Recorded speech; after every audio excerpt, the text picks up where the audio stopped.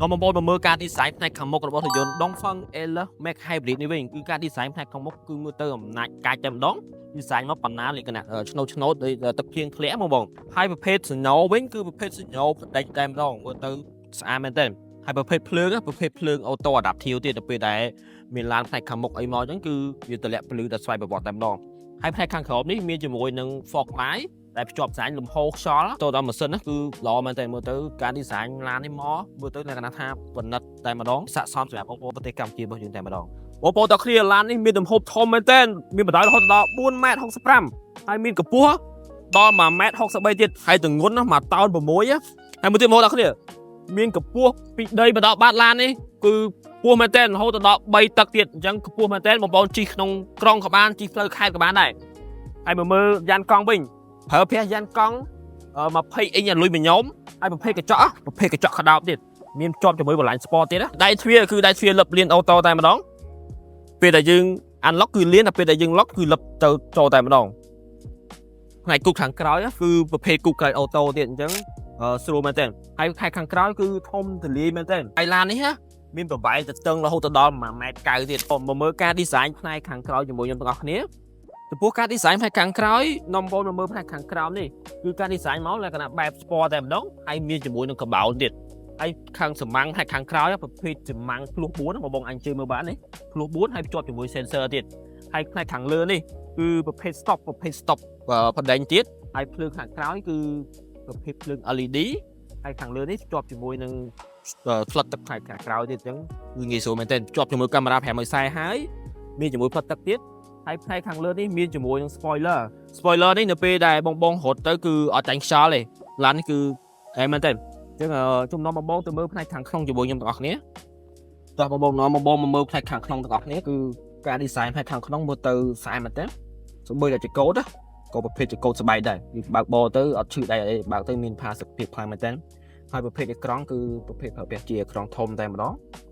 បងអញ្ចឹងមកគឺធំទលេមែនទែន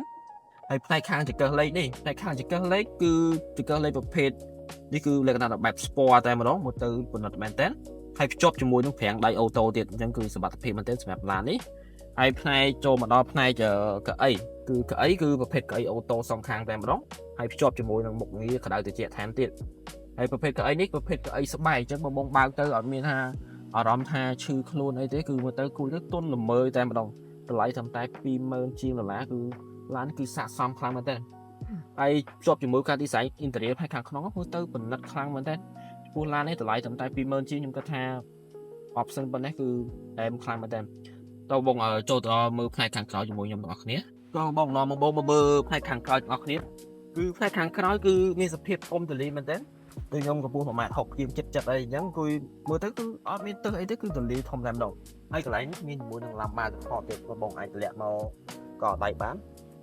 ហើយមានជាមួយនឹងកន្លែងសម្រាប់ដាក់កែវទឹកទៀតនឹងបងមានមួយទៀតគឺមានជាមួយនឹងដបបើកទៀតអញ្ចឹងបងអាចជើមើលបាន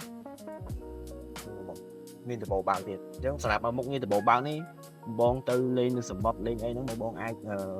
បើកដបហើយអាចមើលទេសភាពជាអញ្ចឹងគឺអែមណាស់ទេគឺបើកបានមួយតង់ហើយគឺមានដបខាងលើមួយតង់ទៀតណាអែមមែនទេបងប្អូនទាំងគ្នាដូចខ្ញុំបញ្ជាក់ពីបងប្អូនខាងលើវីដេអូចឹងឡាននេះតម្លៃត្រឹមតែ $26,800 ទេភ្ជាប់ជាមួយនឹង option សុកប្រាំងសង្គ្រោះបន្ទាន់មុខងារ cruise control adaptive cruise control ហើយមានជាមួយនឹងមុខងារបច្ចេកបច្ចេកពីចងាយជាតម្លាក់កញ្ចក់ពីចងាយហើយសោនេះប្រភេទ auto unlock ទៀតពេលបងដើរទៅចិត្តឡានគឺ auto unlock តែម្ដងជាបើកគូតក្រោយដល់សោអាចបានទៀតហើយសម្រាប់ឡាននេះគឺការបង់ពន្ធផ្លូវត្រឹមតែ $15,000 តែប៉ុណ្ណោះបងប្អូនទាំងគ្នាសម្រាប់បងប្អូនទិញរថយន្តនេះទៅពីក្រុមហ៊ុនតុងហ្វុងមានការធានាជូនជាផ្លូវការតែម្ដង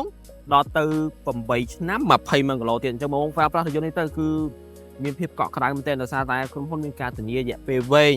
ហើយសម្រាប់បងពីចិត្តនៅ model រថយន្តតុងហ្វុងនេះបងអាចតាក់ទងទៅផ្នែកលក់បានដែលបងបានដាក់លេខទូរស័ព្ទនៅខាងលើនេះហើយអញ្ចឹងវីដេអូនេះមានតែប៉ុណ្្នឹងទេបើសិនជាបងប្អូនពេញចិត្តនៅវីដេអូនេះសូមជួយ like និង share ម្នាក់មួយផងបាទអរគុណច្រើនបងប្អូនគ្នាបាយបាយ